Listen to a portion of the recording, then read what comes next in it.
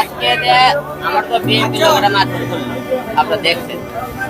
বলতেছে আমি তারেক জিয়ার নামে কিছু বলছি, কিন্তু আমরা দেশ স্বাধীন হয়নি। আজকে বিএনপি লোকেরা আজকে যে হামলা শুরু করলো, তাতে কি মনে করছেন দেশ স্বাধীন হয়েছে?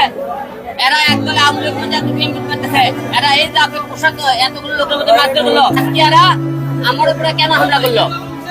আমরা হামলা করতে দেখেছি, এই কয়জন মারছে প্রতিটা চেহারা দেখেছি। আমাকে আজকে হত্যা করার চেষ্টা করে সবার বিরুদ্ধে মামলা হবে। আমি যে হিরো আমি হিরো আলম মৃত্যুকে ভয় করি না, মারতে পারলে মারে ফেলে দেন।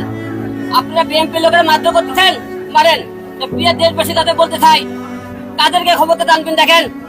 বিএনপি ক্ষমতা না আসতে বিএনপি লোকের পাওয়ার বেড়ে গেছে। আজকে বিএনপি লোক ক্ষমতা না পেয়ে বিএনপি মারধর শুরু করছে আমাকে। আপনারা বলেন বিএনপির কর বিরুদ্ধে আমি কথা বলেছিলাম।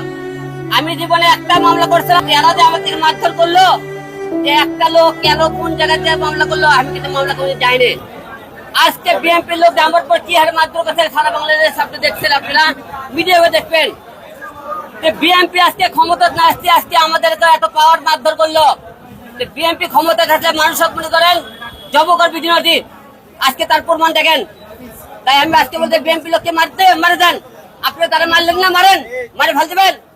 আমি এক হিরোলম মারা গেলে 100 হিরোলম তারা থাকবে, কিন্তু আপনারা যারা মারধর করলেন আজকে আমাকে প্রতিটা ভিডিও পড়ে গেছে। মনে করেন না যে আপনার বিএনপির লোকেরা দেশ আপনারা এখনই বাংলাদেশের প্রধানমন্ত্রী হয়ে গেছেন, আপনারা দিয়ে মারধর করলেন, আপনাকে পিছনে অবশ্যই বাংলা বেরোতে হবে।